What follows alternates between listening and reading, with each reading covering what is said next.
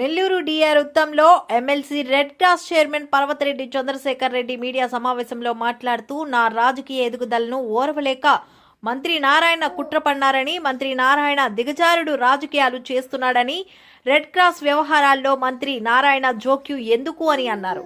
నన్ను red cross chairman పదవి నుంచి దింపేందుకు నారాయణ చెయ్యని కుట్ర రాజకీయం లేదని, ఇలాంటి దిగజారిన వ్యక్తి రెడ్ క్రాస్ మేనేజింగ్ కమిటీ సభ్యులను బెదిరించేలా ప్రయత్నాలు చేశారని అన్నారు. రెడ్ క్రాస్ అంటే నారాయణకు ఓనమాలు కూడా తెలియదని, అధికారం ఉందని మంత్రి నారాయణ అన్ని వ్యవస్థలను మేనేజ్ చేస్తున్నారని, సేవే పరమార్థంగా రెడ్ క్రాస్లో నేను పని చేస్తుంటే నారాయణ దిగజారుడు రాజకీయాలు చేస్తున్నారని అన్నారు. రాష్ట్ర కమిటీ చేత రాజకీయాల్లో ఉంటే సేవకు పనికిరారని హడావిడిగా ఒక లెటర్ తీసుకువచ్చారని, ఇది ఏమాత్రం చెల్లదు. దేశవ్యాప్తంగా అనేక రాజకీయ పదవులు అనుభవిస్తున్న వారు రెడ్ క్రాస్లో ఉన్నత పదవుల్లో ఉన్నారు అని నారాయణ కుట్ర రాజకీయాలను నిరసిస్తూ నెల్లూరు రెడ్ క్రాస్ చైర్మన్ పదవికి రాజీనామా చేస్తున్నా అని ఎమ్మెల్సీ చంద్రశేఖర్ రెడ్డి అన్నారు. ప్రధానంగా నెల్లూరు రెడ్ క్రాస్ గురించి కొన్ని అంశాలని నేను మీ దృష్టికి తీసుకొని వస్తాను. మీ అందరికీ తెలుసు, గడిచిన కొంతకాలంగా అంటే 2-3 సంవత్సరాల నుంచి ప్రధానంగా కోవిడ్ ఇష్యూలో కానీ, అలానే తర్వాత వచ్చినటువంటి ఫ్లడ్స్ విషయంలో కానీ అనేకమైనటువంటి కార్యక్రమాలు, రెడ్ క్రాస్కు ఉన్నటువంటి ప్రాజెక్ట్స్ అన్నింటిలో కూడా చేసినటువంటి సర్వీసెస్ కానీ వీటన్నిటికి కూడా రాష్ట్రంలోనే కాదు దేశంలోనే నెల్లూరు రెడ్ క్రాస్కి ఒక మంచి పేరు ప్రతిష్ట రావడం మీ అందరికి కూడా తెలుసు. ఎన్ని సర్వీస్ యాక్టివిటీస్ చేసినాము, ప్రాణాలకు తెగించైనా కూడా కోవిడ్ టైంలో కానీ, తుఫాన్లు వచ్చినప్పుడు మిడ్ నైట్లో కానీ ఇలా అనేక కార్యక్రమాలు చేసి నెల్లూరు రెడ్ క్రాస్కి రాష్ట్రంలో దేశంలో ఒక మంచి పేరుని తీసుకురావడం మీ అందరి కోఆపరేషన్ వల్ల, ప్రధానంగా నెల్లూరు ప్రజలు కానీ, జిల్లా ప్రజలు కానీ, మీడియా కానీ అందరూ కూడా దానికి సహకరించినారు. ప్రతి ఒక్కరికి కూడా పేరు పేరున నేను ధన్యవాదాలు తెలియజేస్తా ఉన్నాను. అయితే గడిచిన కొంతకాలంగా దీని మీద కొన్ని వార్తలు వస్తూ ఉన్నాయి. దానికి సంబంధించినటువంటి పూర్తి వాస్తవాల్ని మీ దృష్టికి తీసుకురావాలన్న ఒక లక్ష్యంతో ఈరోజు నేను మీ ముందుకు రావడం కూడా జరిగింది. ప్రధానంగా డిసెంబర్ 27వ తేదీన స్టేట్ నుంచి ఒక లెటర్ వచ్చింది. అది మీ అందరికీ కూడా సర్క్యులేట్ అవుతూ ఉంది. అదేవిధంగా ఈరోజు మార్నింగ్ కలెక్టర్ గారు రేపు మార్నింగ్ ఆయన ఒక మేనేజింగ్ కమిటీ మీటింగ్ని పెడుతున్నట్టుగా మా అందరికీ కూడా నోటీసులు ఇవ్వడం ఈరోజు మార్నింగ్ వచ్చింది. సో దీనికి సంబంధించినటువంటి పూర్వాపరాలని ఏం జరుగుతూ ఉంది, నెల్లూరు రెడ్ క్రాస్కి సంబంధించి ఇక్కడ ఏ విధమైనటువంటి పరిస్థితులు ఉన్నాయో నేను మీకు మీ దృష్టికి కొన్ని తీసుకొని వస్తాను. ప్రధానంగా మంత్రి నారాయణ గారిని నెల్లూరు ప్రజలు 70,000 మెజార్టీతో గెలిపించారు. ఒక మంచి మెజార్టీ ఇచ్చారు. దానికి కారణం ఏంటంటే ఆయన అందరికీ అందుబాటులో ఉంటాడు, పేద ప్రజలందరికీ సహాయం చేస్తాడు, చెప్పిన మాట మీద ఉంటాడు. ఇక్కడ నెల్లూరుకు సంబంధించినటువంటి డెవలప్మెంట్ యాక్టివిటీస్ ఏవైతే డెవలప్మెంట్ యాక్టివిటీస్ జరుగుతూ ఉన్నాయో వాటిని చేయడంతో పాటు కొత్తగా ఆయన అండర్గ్రౌండ్ డ్రైనేజ్ని కానీ, వాటర్ సిస్టమ్ని కానీ, ఇంకా మిగిలిపోయినటువంటి ఫ్లైఓవర్స్ కానీ, బ్రిడ్జిలు కానీ వీటన్నింటినీ కూడా ఆయన డెవలప్ చేసి నెల్లూరుకి ఒక మంచి పేరుని తీసుకొని వస్తారని అందరూ ఆశించాం. కానీ అందరూ కూడా 6 నెలల నుంచి చూస్తూ ఉన్నారు నెల్లూరు ప్రజలు ఎంత ఇబ్బందులు పడుతూ ఉన్నారో. ఆయన ఏకపక్ష ధోరణి, ఎవరిని పట్టించుకోకుండా ఆయన తీసుకుంటున్నటువంటి నిర్ణయాలు అందరూ కూడా గమనిస్తూ ఉన్నారు, బాధపడుతూ ఉన్నారు. ఇందుక మనం 70,000 మెజార్టీ ఆయనకి ఇచ్చింది అని. సో నేను ఇక్కడ 2 పాయింట్స్ని అక్కడ ఇక్కడ చెప్తా ఉన్నాను. సో ఇక్కడ దీనికి సంబంధించినటువంటి వాస్తవాలు నేను మీ దృష్టికి తీసుకొని వస్తాను. నారాయణ గారికి ఇన్స్టిట్యూషన్స్ ఉన్నాయి. ఆ ఇన్స్టిట్యూషన్స్కి సంబంధించి ఆయన ఏ విధంగా వెళ్ళారో అందరికీ తెలుసు. సో ఎన్నో ఇన్స్టిట్యూషన్స్ని ఇబ్బంది పెట్టడం కానీ, చాలామందిని ఏ విధంగా ఇబ్బంది పెట్టారో కొంతమందికి కూడా తెలుసు. అయితే ఇప్పుడు ఆయన రెడ్ క్రాస్ సంబంధించి ఆయన ఇన్వాల్వ్ కావడం అన్నది ఏ విధంగా ఎందుకు ఇన్వాల్వ్ అయినాడు అనే విషయాల్ని నేను మీ దృష్టికి తీసుకొని వస్తాను. నారాయణ గారికి నేను పొలిటికల్గా నేను ఒక పార్టీలో, ఆయన ఒక పార్టీలో ఉన్నారు. సో నా మీద ఆయనకి కొంత కోపం కానీ, లేకపోతే నా ఎదుగుదలని ఆయన సహించలేకపోవడం న్యాచురల్గా ఉండొచ్చు. నేను దానికి సిద్ధపడే వచ్చినాను, పాలిటిక్స్ని చేస్తాను. ఒక మంచితనంతో ప్రజలందరికీ దగ్గరగా ఉండాలా, ఏదైతే మనం మాట చెప్తామో వాటన్నింటినీ కూడా ప్రతిపక్షంలోనైనా కూడా ఒక నిజాయితీగా జగన్మోహన్ రెడ్డి గారి వెంట నడవడానికి నేను సిద్ధంగా ఉన్నాను, తప్పకుండా కూడా నడుస్తాను. సో దాంట్లో ఏదైనా ఆయనకు పొలిటికల్ ఇష్యూస్ ఉంటే, నా మీద ఏదైనా బాధ ఉంటే నేను దానికి బాధపడినా. కానీ రెడ్ క్రాస్ లాంటి వాటిల్లో ఆయన ఇన్వాల్వ్ కావడం. సో రెడ్ క్రాస్ గురించి మొత్తం 13 ప్రాజెక్టులు రెడ్ క్రాస్లో ఉన్నాయి. ఒకటి cancer hospital, blood bank, spastic centre, ఇలా మొత్తం 13 ప్రాజెక్ట్స్, మేజర్ ప్రాజెక్ట్స్ని మన నెల్లూరు రెడ్ క్రాస్ రన్ చేస్తూ ఉంది.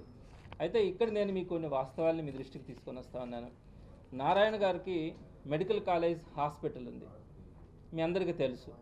దాంట్లో ఒక నెల రోజుల లోపల ఆయన క్యాన్సర్ హాస్పిటల్ని ఆయన మెడికల్ కాలేజ్ హాస్పిటల్లో ప్రారంభించడానికి సిద్ధపడుతూ ఉన్నాడు.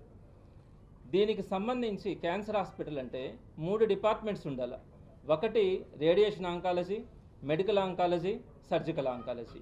ఈ 3 డిపార్ట్మెంట్స్ ఉంటేనే ఏ క్యాన్సర్ పేషెంట్కైనా, ఏ క్యాన్సర్ ఇన్స్టిట్యూషన్కైనా కూడా క్యాన్సర్కి సంబంధించి ఆరోగ్యశ్రీ క్లెయిమ్ అవుతుంది. అయితే ఆయన క్యాన్సర్ ఇన్స్టిట్యూషన్ని ప్రారంభించేటప్పుడు రేడియేషన్ ఆంకాలజీని ప్రారంభించడం ఆయనకి సాధ్యం కాదు. ఇప్పుడల్లా 1 year పడుతుంది. బంకర్ కట్టాలా, దానికి సంబంధించి లెనాక్ మిషన్ తీసుకొని రావాలా, 1 year పాటు దానికి సమయం పట్టేదానికి అవకాశం ఉంది. ఆయన మెడికల్ ఆంకాలజీ, సర్జికల్ ఆంకాలజీ ఈ రెండింటినీ ప్రారంభించాలని, రేడియేషన్ ఆంకాలజీకి సంబంధించి ఆయన ఇప్పుడు బంకర్ని కట్టే పరిస్థితిలో 1 year దాకా లేడు. కాబట్టి నాకు ఒక నెల రోజుల క్రితం, నేను వాస్తవాలు చెప్తా ఉన్నాను, ఒక నెల రోజుల క్రితం నాకు వాళ్ళ ప్రిన్సిపల్ ఫోన్ చేసి, సార్ మేము ఇట్లా క్యాన్సర్ ఇన్స్టిట్యూషన్ పెట్టాలనుకుంటున్నాము, మేము రేడియేషన్ ఆంకాలజీని స్టార్ట్ చేయడం సాధ్యం కాదు, కాబట్టి ఆరోగ్యశ్రీ రావడం ఇబ్బంది అవుతుంది, మీ క్యాన్సర్ హాస్పిటల్తో మాకు MOU కావాలా అని అడిగారు. అంటే మేము రేడియేషన్ ఆంకాలజీకి సంబంధించి ఆ నారాయణ కాలేజీ వాళ్ళతో మేము ఒక MOUని ఇవ్వాలా అని నేను మా వాళ్ళతో మాట్లాడతానని చెప్పాను. మా వాళ్ళందరూ కూడా ఒకటే చెప్పారు, నారాయణ వాళ్ళ చేతిలోకి కనుక పోతే వాళ్ళు PR వాళ్ళని పెట్టుకొని హాస్పిటల్ని ఇబ్బంది పెట్టి హాస్పిటల్ లేకుండా చేసేదానికి కూడా అవకాశం ఉంటుందేనని. వాస్తవం నాకు తెలుసు ఆ ఇష్యూ. సో నేను రెస్పాండ్ కాలేదు వాళ్ళకి. ఆ తర్వాత వాళ్ళు ఏం చేశారంటే నేరుగా క్యాన్సర్ హాస్పిటల్లో ఉన్నటువంటి మెడికల్ సూపరింటెండెంట్కి, CMO అని వాళ్ళిద్దరినీ కలిసి MOU కావాలని చెప్పి వాళ్ళని అడగడం జరిగింది. వాళ్ళు చెప్పిన ఆన్సర్ ఏంటంటే మేనేజింగ్ కమిటీ ఏదైతే డెసిషన్ తీసుకుంటుందో మేము దాన్ని ఫాలో అవుతామే కానీ మేము తీసుకోలేమని చెప్పారు. ఆ వెంటనే వాళ్ళకి అర్థమైంది ఈ పరిస్థితుల్లో వాళ్ళు క్యాన్సర్ ఇన్స్టిట్యూషన్ నుంచి MOU తీసుకోవడం సాధ్యం కాదు అని అనేది వాళ్ళకి అర్థమైంది. వెంటనే వాళ్ళ OSD, ఆయన పేరు నాకు తెలుసు కానీ నేను చెప్పడానికి ఇష్టపడట్లేదు, మా మేనేజింగ్ కమిటీ మెంబర్స్లో ఫోన్ చేసి మీ చైర్మన్ని తొలగించడానికి స్కోప్ ఉందా, నారాయణ గారు కనుక్కోమన్నారు. ఏ విధంగా మీ చైర్మన్ని తొలగించవచ్చు అని అడిగారు. ఆయన చెప్పారు ఇది ఎలక్టెడ్ బాడీ, దీని నుంచి మనం తొలగించడం సాధ్యం కాదని మా మెంబర్స్ కొంతమంది ఆయనకు చెప్పారు. అయితే మొత్తం మేనేజింగ్ కమిటీని డిజాల్వ్ చేసే అవకాశం ఉందా అని అడిగితే అది కూడా ఎలక్టెడ్ బాడీ కాబట్టి మీకు సాధ్యం కాదని ఆయనకు చెప్పారు. ఆయన తిరిగి ఆయన నారాయణ గారికి చెప్పినారని చెప్పి నాకు విషయం కూడా చెప్పారు. అంటే అలా సాధ్యం కాదంటానని. ఆ వెంటనే మా మెంబర్స్ని పిలిపించి వాళ్ళందరినీ కూడా బెదిరింపు ధోరణితో మీరు చైర్మన్, నేను చెప్పేటన్ని వాస్తవాలు మీరు ఎంక్వైరీ చేసుకోవచ్చు, నేను మీతో పాటు ఉండేవాడిని, మీతో పాటు నడిచేవాడిని, ఎప్పుడు కూడా ఏ ఒక్క విషయంలో కూడా నేను చిన్న మాట కూడా నేను తప్పు చెప్పట్లేదు. అందరినీ పిలిచి కూడా బెదిరిస్తూ వాళ్ళని మీ చైర్మన్ని కనుక మీరు తీసేయకపోతే మొత్తం ఎంక్వైరీ చేయించి మొత్తం మేనేజింగ్ కమిటీనే రద్దు చేయించే పరిస్థితి తీసుకొని వస్తాం. ప్రభుత్వం మా దగ్గర ఉంది, అధికారం ఉంది, అది తెలుసుకొని మీరు ఏదో ఒకటి ఆలోచించుకోండి అని చెప్పారు. వాళ్ళు నా దగ్గరకు వచ్చారు. వాస్తవం నేను చెప్తా ఉన్నాను, వాళ్ళ నా దగ్గరకు వచ్చినప్పుడు మేనేజింగ్ కమిటీ మెంబర్స్ అందరికీ కూడా తెలుసు, నేను 3 నెలల నుంచి నేను రిజైన్ చేస్తాను, నేను నెల్లూరు సిటీ కాన్స్టిట్యున్సీ మీద నేను కాన్సన్ట్రేట్ చేయాలి, ప్రజలందరికీ అందుబాటులో ఉండాలి, ఫుల్ టైం నేను వాళ్ళతో పాటు నడవాలి, కాబట్టి నేను ఉండలేనని చెప్తే వాళ్ళు నాకు చెప్పినటువంటి సమాధానం ఏంటంటే కొద్ది రోజులు ఉండండి, ప్రాజెక్ట్స్ అన్నీ రన్ అవుతూ ఉన్నాయి. అంటే ఇప్పుడు కన్స్ట్రక్షన్ చేస్తూ ఉన్నాం, తలసేమియా ప్రాజెక్టుని 20 బెడ్ హాస్పిటల్ని డొనేషన్స్ అవి తీసుకొచ్చి కన్స్ట్రక్ట్ చేస్తూ ఉన్నాం, బ్లడ్ బ్యాంక్ని రెనోవేట్ చేస్తూ ఉన్నాం, స్పాస్టిక్ సెంటర్కి సంబంధించి ప్లే గ్రౌండ్స్ కానీ అవన్నీ కన్స్ట్రక్ట్ చేస్తూ ఉన్నాం. ఒక 20 days దాకా ఆ వర్క్స్ అన్నీ కూడా పడతాయి. చాలామంది దానికి సంబంధించినటువంటి డొనేషన్స్ కూడా ఇచ్చారు. సో ఇవన్నీ జరుగుతూ ఉన్నాయి, కొంతకాలం వెయిట్ చేయమని చెప్పారు. సో ఇప్పుడు ఏదైతే ఈ మా మేనేజింగ్ కమిటీ మెంబర్స్ని వాళ్ళు పిలిచి మీరు చైర్మన్ని తీసేయండి లేకపోతే మేనేజింగ్ కమిటీనే రద్దు చేయాల్సి వస్తుందని చెప్పినారు. వాళ్ళు మన దగ్గరకు వచ్చినప్పుడు మేము 15 మంది అటెండ్ కావడానికి అందరం కూడా అటెండ్ అయినాం. అప్పుడు అందరూ కూడా నాతో ఒకటే చెప్పారు, సో ఈ ప్రాజెక్ట్స్ అన్నీ కూడా 20 daysలో మన కన్స్ట్రక్షన్స్ అన్నీ అయిపోతూ ఉన్నాయి, ఇవి కంప్లీట్ చేయండి ఫస్ట్ అని చెప్పారు. అప్పుడు నేను వాళ్ళతో చెప్పాను, సరే నాకు కూడా ఇష్టం లేదు కాబట్టి ఉండడం అన్నది కొనసాగడం అన్నది ఒక 20 రోజులు టైం తీసుకొని నేను ఈ ప్రాజెక్టులన్నీ కూడా కంప్లీట్ చేయించేసి నేను రిజైన్ చేస్తాను జనవరి ఎండింగ్ లోపల అని చెప్పడం జరిగింది. అయితే ఈ విషయాన్ని వాళ్ళు క్యారీ చేసిన తర్వాత మళ్ళా ఆ 20 రోజుల దాకా కూడా ఓపిక పట్టలేక స్టేట్ నుంచి ఒక లెటర్ని తీసుకొని వచ్చారు. అది చాలా అసంబద్ధమైనది, నేను దాని గురించి కూడా మీకు వివరిస్తాను. స్టేట్ నుంచి ఒక లెటర్ తీసుకొచ్చిన తర్వాత నేను కలెక్టర్ గారిని కలిశాను. కలెక్టర్ గారిని కలిసి నేను చెప్పాను, సార్ ఈ విధంగా ప్రాజెక్ట్స్ రన్ అవుతూ ఉన్నాయి, పాలిటిక్స్ అన్నది ఇక్కడ మేము ఎవరం కూడా ఇన్వాల్వ్ కాము, రెడ్ క్రాస్ ప్రెమిసెస్లో ఓన్లీ సర్వీస్గానే ఉంటుంది, బయట ఎవరైనా కూడా ఏదైనా ఎవరి ప్రొఫెషన్లో వాళ్ళు ఉండొచ్చు, దాంట్లో తప్పులేదు. కానీ ఒక్కసారి రెడ్ క్రాస్ ప్రిన్సెస్లోకి వచ్చిన తర్వాత సర్వీస్ మోటోతోనే వెళ్తాము. ఈ 20 డేస్లో మేము ఈ ప్రాజెక్ట్స్ అన్నీ కూడా కంప్లీట్ చేయాల్సిందంటే ఆయన చాలా హ్యాపీగా ఫీల్ అయినాడు. సరే, మంచి డెసిషన్ తీసుకుంటున్నారు, మంత్ ఎండింగ్ లోపల అట్లే ఒకసారి మాట్లాడదామని చెప్పారు. అయితే ఒక 3 డేస్ బ్యాక్ మళ్ళా వీళ్ళందరూ కూడా మళ్ళీ మెంబర్స్ని పిలిపించి ఎటువంటి పరిస్థితుల్లో 2-3 రోజుల లోపల మీరు చైర్మన్ అని మార్చాల్సిందే అని చెప్పి పట్టుబట్టి మళ్ళీ ఈ మేనేజింగ్ కమిటీని రేపు పెట్టడం కూడా జరిగింది. ఎందుకంటే వాళ్ళకి ఆ క్యాన్సర్ ఇన్స్టిట్యూషన్తో సంబంధించిన MOU ఎమర్జెన్సీ ఉంది. నెక్స్ట్ అలానే వాళ్ళు పొలిటికల్గా కానీ ఏ విధంగానైనా కూడా ఇబ్బంది పెట్టాలనే ఆలోచనతో వాళ్ళు వెళ్తున్నారు. కాబట్టి వాళ్ళు ఆలోచించిన విధానం కానీ వెళ్తున్నటువంటి తీరు కానీ నెల్లూరు రెడ్ క్రాస్ని ఏం చేయాలనుకుంటున్నారన్నది ఒక బాధాకరమైనటువంటి విషయం. ఇప్పుడే నేను మేనేజింగ్ కమిటీ మెంబర్స్ అందరితో కూడా మాట్లాడాను. ఇది సరైనటువంటి సంప్రదాయం కాదు. వాళ్ళు అంటే ఇప్పుడు ఒకటి వాళ్ళు మనకి స్టేట్ నుంచి వచ్చినటువంటి లెటర్ గురించి నేను మీకు కొన్ని వాస్తవాలు చెప్తాను. రెడ్ క్రాస్ గురించి ఒక పార్లమెంటరీ యాక్ట్ ప్రకారం మా అందరికీ కూడా ఒక కామన్ రూల్స్ ఉంటాయి, యూనిఫామ్ గైడ్లైన్స్ అంటాం.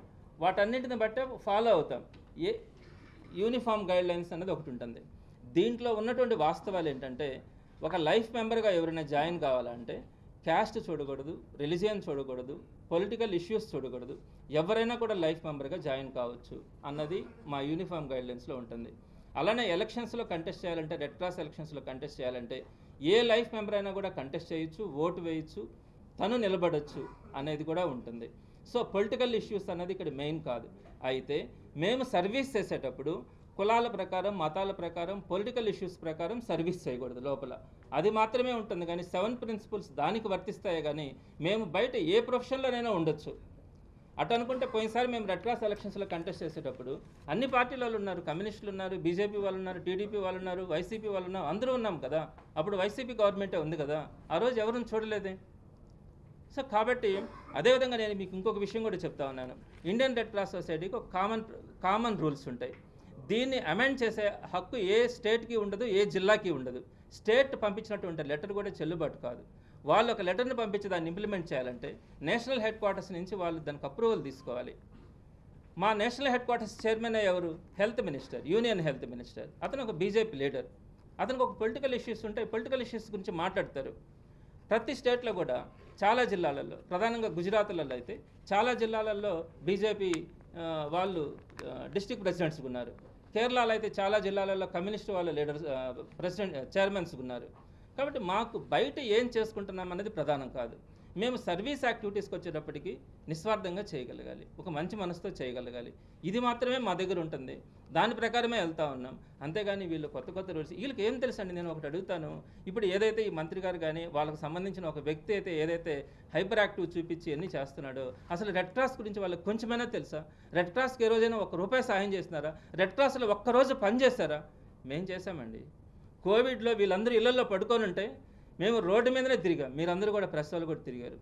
డెడ్ బాడీస్ని మా చేతులు కూడా మేము క్రిమేషన్ చేసామండి. నడి రోడ్డు మీద తిరిగాము. కోవిడ్ హాస్పిటల్స్లో మేము సర్వీస్ చేసాము. అక్కడికి వచ్చినటువంటి పేషెంట్స్కి కానీ అటెండెన్స్కి కానీ భోజనాలు మేము అక్కడ నుండి సప్లై చేసాము. రిసెప్షన్లో ఎవరు ఉండడానికి ధైర్యం చేయకపోతే మేము రిసెప్షన్లో ఉన్నాము. మిడ్ నైట్ వెంకటేశ్వరపురంలో ఫ్లడ్స్ వచ్చి అక్కడ నుంచి కొట్టుకుపోతా ఉన్నాయంటే 1:30 అప్పుడు ఆ వర్షాలలో వెళ్ళి బస్సులు పెట్టి వాళ్ళందరినీ తీసుకొని వచ్చి మా కాలేజీలో పెట్టుకున్నాం. 5 డేస్ పాటు వాళ్ళందరినీ సేవ్ చేసాం. ఎన్నిసార్లు ఫ్లడ్స్ వస్తే నైట్ టైం పోయినాము. తర్వాత వాళ్ళకి కావాల్సినటువంటి ప్రతిదీ కూడా సర్వీస్ చేస్తూ ఉన్నాం. ఏ ఆపద వచ్చినా చేస్తూ ఉన్నాం. కాళ్ళు లేని వాళ్ళకు సుమారుగా 500 మందికి ఆర్టిఫిషియల్ లెగ్స్ పెట్టించాము. ఎన్ని చేసాము? ఫ్రీజర్ బాక్సెస్ ఇంతకుముందు మనీ తీసుకొని చేస్తూ ఉంటే ఫ్రీ ఆఫ్ కాస్ట్ చేసినాము. స్పాస్టిక్ సెంటర్లో పిల్లలందరూ కూడా అంటే మానసిక దివ్యాంగ పిల్లలు ఉంటే వారందరికీ ఉచితంగా ట్రాన్స్పోర్టేషన్ పెట్టాము. ఉచిత భోజనాలు ఏర్పాటు చేస్తున్నాము. అన్నీ కూడా ఉచితంగా క్యాంప్స్ పెడతా ఉన్నాము. అలానే క్యాన్సర్ హాస్పిటల్ని సుమారుగా అత్యద్భుతంగా మనము మెడికల్ ఆంకాలజీ స్టార్ట్ చేసుకున్నాము. అలానే 13 crores మనము లినాక్ మిషన్ ఒకటి పెట్టి అడ్వాన్స్డ్ టెక్నాలజీతో మనము లినాక్ మిషన్ క్యాన్సర్ హాస్పిటల్ని అప్డేట్ చేసుకున్నాము. ఇలా ప్రతి ప్రాజెక్టుని కూడా ఈ గడిచిన 3 సంవత్సరాల్లో మనం అంతా కూడా సర్వీస్ ఓరియంటెడ్గా తీసుకొచ్చుకున్నాము. ఏం తెలిస్తే మాట్లాడతారండి వీళ్ళంతా? రెడ్ క్రాస్ గురించి వీళ్ళకి ఏం తెలుసు? కనీసం 7 ఫండమెంటల్ ప్రిన్సిపల్స్ గురించి తెలుసా? రెడ్ క్రాస్ యాక్టివిటీస్లో ఎలా ఉండాలో తెలుసా? ఎవరు ఉండాలో తెలుసా? వీళ్ళకి వీళ్ళు మాట్లాడతారండి ప్రతిసారి రెడ్ క్రాస్ గురించి, దీని గురించి మాట్లాడడం వీళ్ళ స్వార్థ ప్రయోజనాల కోసం. వీళ్ళు ఇన్స్టిట్యూషన్స్ గురించి వచ్చేటప్పటికి చాలా చేశారు, చాలామందిని ఇబ్బంది పెట్టారు, భరించారు. అధికారం ఉందనో డబ్బులు ఉన్నాయనో మీరు చేస్తే ఈరోజు రెడ్ క్రాస్ 10 మంది పేదలకు సహాయం చేస్తూ ఉంది. బ్లడ్ బ్యాంక్ కానీ ప్రతి ఒక్కటి కూడా అక్కడ ఉన్నటువంటి ప్రతి ప్రాజెక్టు కూడా పేదలకు అండగా నిలబడి సర్వీస్ చేస్తూ ఉంది. దాన్ని ఈ రోజుకి నేను మీకు 20 రోజుల్లో మేము చేంజ్ చేసుకుంటామంటే కూడా అర్ధాంతరంగా లేదు, మీరు 1-2 రోజుల్లో మార్చాల్సిందేనని మాట్లాడి ఈ విధంగా చేంజ్ చేస్తే రేపు పొద్దున దాంట్లో సుమారుగా 200 మంది స్టాఫ్ ఉన్నారు. సుమారుగా రోజు కూడా అక్కడికి బ్లడ్ బ్యాంక్కి కానీ, క్యాన్సర్ హాస్పిటల్కి కానీ, స్పాస్టిక్ సెంటర్కి కానీ, జనరిక్ మెడికల్ కానీ, వ్యాక్సినేషన్ క్లినిక్కి కానీ కొన్ని 100 మంది వస్తూ ఉన్నారు. వారందరి పరిస్థితి ఏంటి ఆలోచించారా? ఏ రోజైనా మీరు తెలుసుకున్నారా? మీ ఇన్స్టిట్యూషన్కి ఒక చిన్న ఇబ్బంది వస్తే మీరు ఎంత గిలగిల్లాడతారు? మరి పేదలకు ఉపయోగపడేది ఈరోజు అర్ధాంతరంగా దాని మీద మీరు యాక్షన్స్ తీసుకొని మీరు గందరగోళం చేయాలనుకుంటే ఇది న్యాయమా? నెల్లూరు ప్రజలు మీరు చెప్పండి. మీ అందరికీ తెలుసు కదా ఎంత సర్వీస్ చేసిందో నెల్లూరు రెడ్ క్రాస్. అంత అర్జెన్సీ ఏముంది? ఎందుకు ఈ విధంగా చేయాలనుకుంటున్నారు? అయినా నేనేం ఉండాలని నేనేం కోరుకోవట్లేదు. నేను ఏ పని చేసినా పర్ఫెక్ట్గానే చేయాలనుకుంటాను. కాలేజ్ చూశాను, తర్వాత రెడ్ క్రాస్ చూశాను, తర్వాత టీచర్ ఎమ్మెల్సీగా చేస్తూ ఉన్నాను. ఆ తర్వాత ఇప్పుడు నాకు ఒక బాధ్యతని 5 సంవత్సరాలు ప్రతిపక్షంలో ఉండాలన్నా కూడా నిజాయితీగా జగన్మోహన్ రెడ్డి గారు ఏ నిర్ణయం తీసుకున్నా జగన్మోహన్ రెడ్డి గారు అడుగులో అడుగేస్తూ ప్రతి దాన్ని కూడా వైఎస్ఆర్సీపీ నాయకులకు కానీ కార్యకర్తలకు కానీ అండగా ఉంటూ వారికి అన్నదమ్ముడులాగా నేను ఉండాలనుకుంటున్నాను. వారి కష్టాల్లో కష్టంగానే నడుస్తాను. నేనేం తప్పు చేశాను? ఎవరికైనా పొలిటికల్ ఇష్యూస్ ఉంటాయి, పొలిటికల్ ఒపీనియన్స్ ఉంటాయి, వాళ్ళ బయట చేసుకోవచ్చు. కానీ రెడ్ క్రాస్కి వచ్చేటప్పటికి ఒక ప్యూరిటీతో పనిచేస్తాం. ఈ రోజుకి కూడా మేము 15 మంది కలిసే ఉంటాం. ఇప్పుడు కూడా ఒక మీటింగ్ పెట్టుకున్నాం, డిస్కస్ చేసుకున్నాం. కాబట్టి ఇది మంచి సంప్రదాయం కాదని తెలియచేస్తా ఉన్నాను. వాస్తవాలు తెలుసుకోవాలి. మీకు అధికారం ఉందని, అధికారం చేతిలో ఉందని ఇష్ట ప్రకారం చేస్తారా? వైఎస్ఆర్సీపీ గవర్నమెంట్లో కూడా టీడీపీ చైర్మన్స్ చాలా దగ్గర ఉన్నారు, చాలా జిల్లాల్లో ఉన్నారు. నేను పేర్లు ఇప్పుడు చెప్పడానికి ఇష్టపడను. కానీ ఎవరిని కూడా ఏమీ డిస్టర్బ్ చేయలేదు, ఏం మాట్లాడలేదు. సరే ఇక్కడ కూడా చేశారు, నేను దాన్ని కూడా కాదనట్లేదు. పెట్టుకోండి, మీ ఇష్టం వచ్చినట్లు పెట్టుకోండి, ప్రజలే న్యాయం చెప్తారు. కానీ ఒక 15 రోజులు 20 రోజుల్లో రాజీనామా చేస్తామని అంటే కూడా నేను సిటీ ప్రజలకు అందుబాటులో ఉండాలని ఈ విధంగా చేయడం అన్నది ధర్మం కాదు, న్యాయం కాదు, ఇది మంచి సంప్రదాయం కాదు అని నేను నారాయణ గారికి చెప్తా ఉన్నాను. నేను నారాయణ గారికి ఒకటి చెప్తా ఉన్నాను, నేను ఈరోజు రాజీనామా చేస్తున్నాను చైర్మన్గా. నేనైతే మీకు భయపడి మాత్రం కాదు, రెడ్ క్రాస్ని రోడ్లలో పెట్టడానికి కానీ, రెడ్ క్రాస్ గురించి ప్రతి ఒక్కరు చిలవలు పొలవలుగా మాట్లాడడానికి కానీ, రెడ్ క్రాస్ని ఏలెత్తి చూపించడానికి కానీ ఏ ఒక్కరికి అవకాశం ఉండకూడదు. సో నేను స్వచ్ఛందంగా నేను చైర్మన్గా నేను రాజీనామా చేసినా కూడా ఆ ప్రాజెక్ట్స్ ఏదైతే ఉన్నాయో తలసేమియా చిన్నారులకు సంబంధించి మీ అందరికీ తెలుసండి, ఎన్ని బోన్ మ్యారో ట్రాన్స్ప్లాంటేషన్స్ చేసి ఎంతమందికి మనం పునర్జన్మను కలిగించాం. ఈరోజు వాళ్ళందరి కోసం 20 బెడ్డెడ్ క్లినిక్ కడతా ఉన్నాం, ఒక బ్యూటిఫుల్గా కడతా ఉన్నాం. బ్లడ్ బ్యాంక్ని అద్భుతంగా రెనోవేట్ చేయబోతా ఉన్నాం. స్పాస్టిక్ సెంటర్కి ఒక మంచి ప్లే గ్రౌండ్ని రెనోవేట్ చేస్తూ ఉన్నాం. 20 డేస్లో వాటన్నిటిని పూర్తి చేయాలి. నాకు సంబంధించి నేను ఫుల్ టైమ్గా దానికి సంబంధించి అవన్నీ కంప్లీట్ కావడానికి దానికి ఏదైనా ఆర్థిక సాయం కానీ ప్రతి ఒక్కటి కూడా నేను దగ్గర నేను కంప్లీట్ చేస్తాను. అదేవిధంగా నారాయణ గారికి కూడా చెప్తా ఉన్నాను, మీ తరం కాదు రెడ్ క్రాస్ లాంటి స్వచ్ఛంద ఆర్గనైజేషన్స్ని మీరు ఇబ్బంది పెట్టడానికి కానీ దాన్ని నేను ఒకవేళ చైర్మన్గా లేకపోయినా కూడా ప్రజలు ఎవరు ఊరుకోరు, అలానే రెడ్ క్రాస్ మెంబర్స్ ఎవరు కూడా సహించరని తెలియజేస్తా ఉన్నాను. తప్పకుండా మేనేజింగ్ కమిటీతో పాటు నేను నడుస్తాను. ఆ రెడ్ క్రాస్కి సంబంధించి నేను చైర్మన్గా ఉన్నా లేకపోయినా ఆ ప్రాజెక్ట్స్ అన్నీ కూడా సక్సెస్ఫుల్గా రన్ కావడానికి నా వంతుగా నేను ప్రయత్నిస్తానని, దానికి సహకరిస్తానని కూడా నేను మీ ద్వారా అందరికీ కూడా తెలియజేస్తా ఉన్నాను. ఇవి నా మీద ఏం తీసుకున్నా ఏం చేసినా నేను భరించడానికి కార్యకర్తలకి నాయకులకి అండగా ఉండడానికి సిద్ధంగా ఉన్నాను. అయితే రెడ్ క్రాస్ ఒక స్వచ్ఛంద సంస్థ కాబట్టి తెలుసో తెలియకో దాని గురించి న్యూస్ రన్ కావడం కానీ ఇవన్నీ కూడా కొంచెం ఇబ్బందికరంగా ఉండడం, తర్వాత నేను సిటీ కాన్స్టిట్యున్సీలో ఫుల్ టైమ్గా నాకు అందరికీ కూడా అందుబాటులో ఉండాలా అన్న ఆలోచనతో ఈ రాజీనామా చేయాలనే నిర్ణయం తీసేసుకోను నేను. అయితే జనవరి ఎండింగ్లో తీసుకోవాలనుకున్నాను. ఈ పరిస్థితులు జరుగుతూ ఉన్నాయి కాబట్టి మీరు కూడా అపార్థం చేసుకొని ప్రజలను కానీ అందరినీ కూడా ఒక కన్ఫ్యూజ్ అయ్యే పరిస్థితిలోకి వస్తుంది. నా వల్ల రెడ్ క్రాస్కి అలాంటిది రాకూడదు, మనం సర్వీస్ చేయాలనుకుంటే ఏ రూపంగానైనా చేయొచ్చు అన్న ఉద్దేశంతో మాత్రమే ఈ రిజిగ్నేషన్ నేను చేస్తూ ఉన్నాను. తర్వాత ఇంకొకరు అడిగిన ప్రశ్న 20 రోజులు ఆగలేకుండా పోవడానికి కారణం ఏంటి అని, అది వాళ్ళకి తెలియాలి. 20 డేస్ చెప్పింది, అది చెప్పి కూడా 4 డేస్ అయింది. ఈ 20 డేస్లో ప్రాజెక్ట్స్ అన్నీ కంప్లీట్ అవుతాయని కూడా చెప్పడం జరిగింది. సో కాబట్టి వాళ్ళు దానికి ఆన్సర్ చేయాల్సి వస్తుంది. రాజీనామా చేయాలా అనుకునింది దేనికంటే నేను పూర్తి సమయాన్ని కేటాయించలేకపోతా ఉన్నాను. నాకు కొంచెం ఆరోగ్య పరిస్థితులు అన్ని దగ్గరికి తిరగాలంటే కొంచెం ఇబ్బందిగా ఉంది. అందుకని ఒక రైట్ పర్సన్ని చూస్ చేసుకుంటే నేను తప్పుకుంటానని చెప్పి గత 2 నెలల నుంచి నేను వాళ్ళతో చెప్తా ఉన్నాను. కేవలం ఏంటంటే టైం స్పెండ్ చేయలేనేమో అన్న ఆలోచనతో మాత్రమే నేను ఆ నిర్ణయం.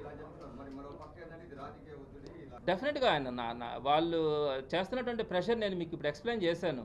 మెంబర్స్కి ఎలా మాట్లాడారు, వాళ్ళందరితో కూడా ఏ విధంగా మాట్లాడారు అన్నది నేను చెప్పాను. సరే, కారణాలు ఏదైనా కూడా ఇది ఒక సర్వీస్ ఆర్గనైజేషన్ రెడ్ క్రాస్ అన్నది. వాళ్ళు చేయడం కరెక్టా కాదా అన్నది మీరు నిర్ణయం చెప్పండి. నేను రిజైన్ చేయడానికి కారణమైతే మాత్రం నేను ఆల్రెడీ డెసిషన్ తీసుకొని ఉన్నాను. దీని గురించి మధ్యలో వాళ్ళు ఇవన్నీ మాట్లాడడం కానీ, ఇంకొకరు దాని గురించి రెడ్ క్రాస్ గురించి రోజు న్యూస్లో రావడం కానీ నాకు మనసుకి ఇష్టం లేక నేను రిజైన్ చేస్తా ఉన్నాను. ఇప్పుడు కూడా మేనేజింగ్ కమిటీ మెంబర్స్ అందరూ కొనసాగమని కూడా ఇందాక చెప్పినా కూడా నేను మేనేజింగ్ కమిటీ మెంబర్గా మీతో పాటు ఉంటానే కానీ చైర్మన్గా మాత్రం రిజైన్ చేస్తానని చెప్పడం జరిగింది. లీగల్గా డెఫినెట్గా చేయొచ్చు వాళ్ళు, ఎందుకంటే ఇది elected body. Managing committee members elect అయినారు, చైర్మన్ ఎలక్ట్ అయినాడు, కాబట్టి డెఫినెట్గా లీగల్గా ఫైట్ చేయొచ్చు. కానీ ఈ సర్వీస్ ఆర్గనైజేషన్స్లో మీకు తెలుసో తెలియదనండి, అందరూ చైర్మన్స్ కొన్ని ప్రివిలేజెస్ తీసుకుంటారు. ఒక vehicle, chairman vehicle, red cross చైర్మన్కి ఒక వెహికల్ ఉంటుంది, ఆ వెహికల్ వాడుకుంటారు, లోపల కొన్ని ఫెసిలిటీస్ వాడుకుంటారు. నేను చెప్తాను, ఎక్కడా కూడా మొదటి నుంచి కూడా చైర్మన్ వెహికల్ అక్కడ ఉన్నా కూడా ఒక్క నిమిషం కూడా దాన్ని వాడనండి. ఒక్కటి కూడా నేను కనీసం వాటర్ కూడా నేనే తీసుకెళ్తాను, నా వాటర్ కూడా నేనే తీసుకెళ్తాను.